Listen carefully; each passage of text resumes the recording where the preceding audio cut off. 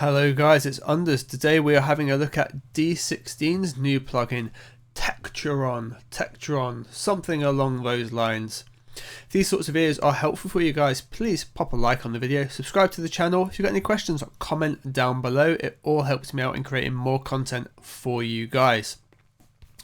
So in this project, I'm also using some samples from Loopmasters. It is the sample grime. I will link it in the description if you wanted to check it out for the samples. So what we're essentially looking at is this plugin, which is a delay looking at the old style type of step sequence delay. So the sort of thing you would have found on an analog sequencer, where you could tap buttons on and that would give you a delay very similar to the sort of programming you'd find on an analog drum machine, where you've got 16 steps and you turn on the steps you want and adjust the levels and whatnot. But in this case, you feed the signal into it and it works that way for a delay. So it's a very basic looking interface, but there's a lot going on. The first thing I want to talk about is probably the most boring for 99% of you, but I think this is awesome. If you go right down in the bottom right hand corner here, you've got a GUI, and you can have big and small, meaning I can have a big GUI that I can see and is easy to record and isn't a tiny little thing on a 4K screen that I can't see or play with. So that's great to have. Now over here on the left hand side, we've got all the main delay parameters: volume, delay, feedback, pan, spread. F type is filter type, then you've got your cutoff for the filter type, reso is resonance, and then obviously audible, whether or not we can hear it. Audible, like these little aqua things here, that's saying whether or not it's on. To turn one of these parameters on, so for example we've got these steps going here on volume, we just click where we want and that would adjust the volume, and if it's off we'd engage it and we now get the audible come on. The reason for that is if you go right down here, it maybe isn't obvious to you at a glance because it seems to be the same as 0 even though it's on the 1 there, but it lets us know it is audible. So we can take that back off. Now what I've done here is just made a really simple beat using a few samples from the sample pack. If I take off all the plugins, so now there's nothing on, it's just the samples. This is really quite plain and boring. The sounds are great, but it doesn't give us a particularly good track. I'll show you what I mean.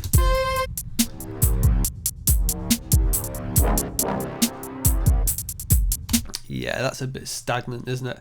However, if we engage these little guys, and I've just used 3 presets here on the different versions, we get a lot more fluidity and movement in the sound, which is great. Especially with the string, it adds like a little percussive rhythmic element to it, which is great. Have a listen.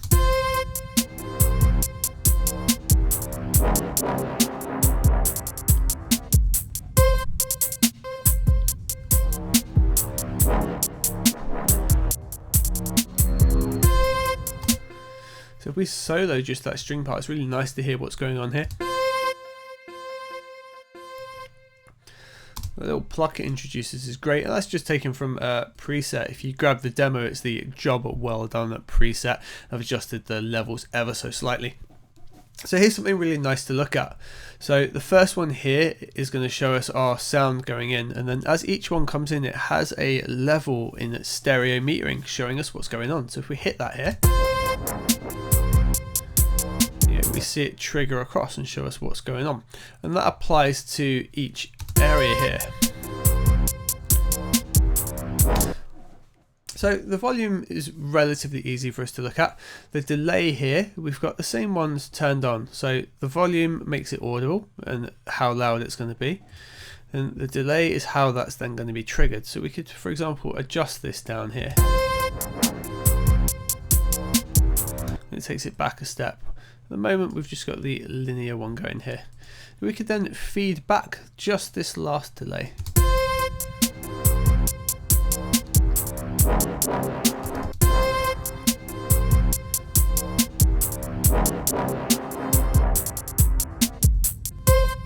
Yeah, and that's just going to keep returning forever and ever there. And we can bring it right down and get rid of it again. And we could do that with both of these.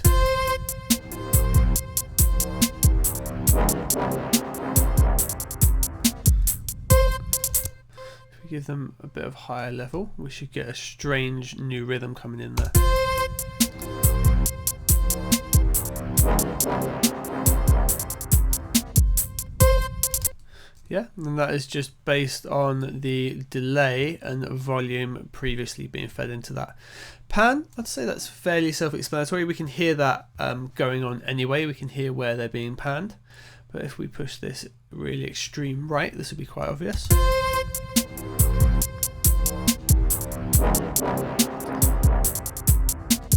Extreme left, sorry. And you can see that's represented via the meters there as well. You can see it's purely going left. So it's really obvious what's going on by having those meters per channel, which is very helpful. So we go back into volume. We can see the same thing occurring again. Now spread is going to be slightly different. Spread is sort of spreading the sound out, which I know sounds strange, but I'll hopefully show you what we mean here.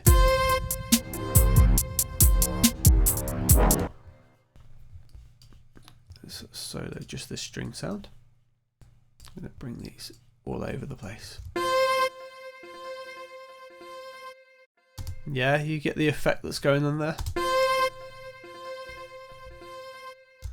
Because if we bring them all back central,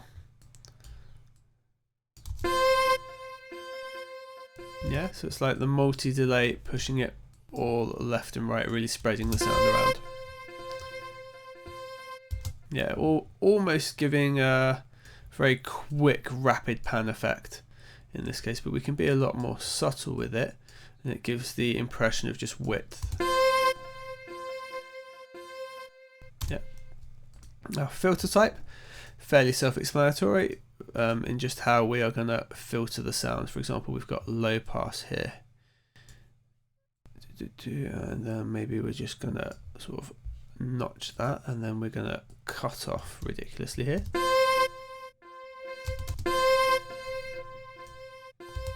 Which one did we do that? The second one.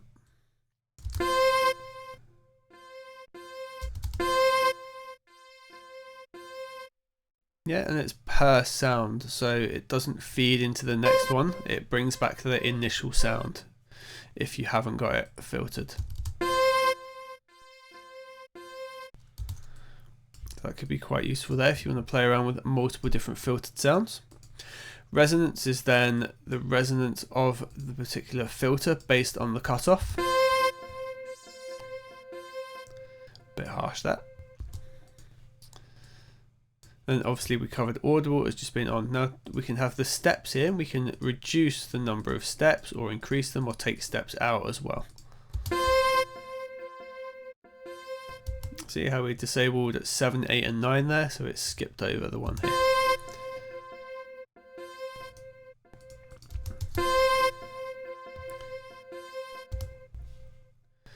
Cool. There's something else that's really nice that's introduced is shuffle.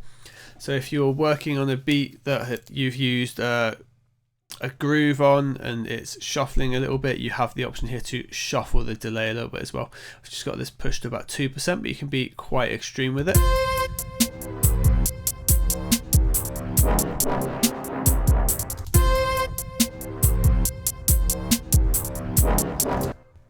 Also then next to it, we've got a global feedback. If we max that out, we're going to start getting horrible looping sounds, similar to what you would get if you overloaded tape delay.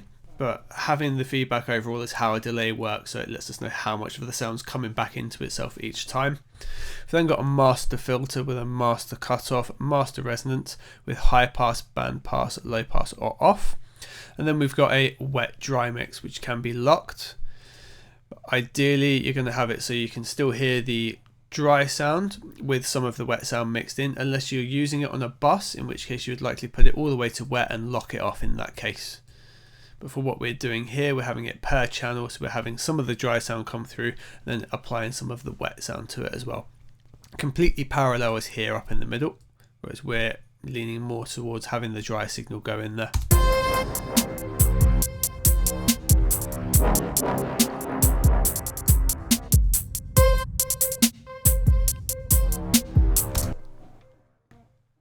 Now if you guys are watching this video right now in June, Plugin Boutique have got an offer with D16. If you own any other D16 plugin, you have a special upgrade price for this. So I will link that down below if you want to hit that and get a cheap upgrade option.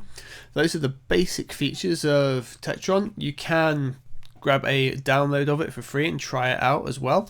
So I suggest you guys do that, especially if you haven't got a step sequence delay with sort of this level of feature integration. It's really great.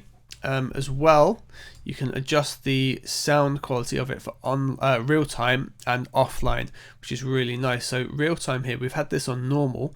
However, when I bounce, the offline quality is ultra.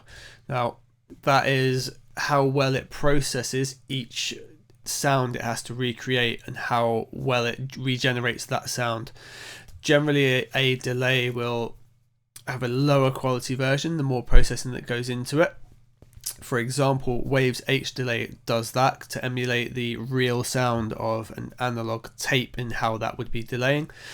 Having the option here for ultra high quality is really great for this sort of production that I do, where you're working with a lot of digital sound because you want maximum quality at all times. That's just a nice little addition there that you can have it set so it's nice and easy to work with in a project, and then when you bounce offline, you're going to get the pure processed sound that you're after. It comes with a huge bunch of presets. If we use the switches up here, we can click those and browse through those. We've also got reload, next and previous, or initiate, and options gives us the options for this particular plugin. Guys, I hope that has been helpful for you. We're going to do another video. I'm going to show some other uses of this down the line. But for the time being, like the video, subscribe to the channel, and I shall see you on the next one. Thank you very much.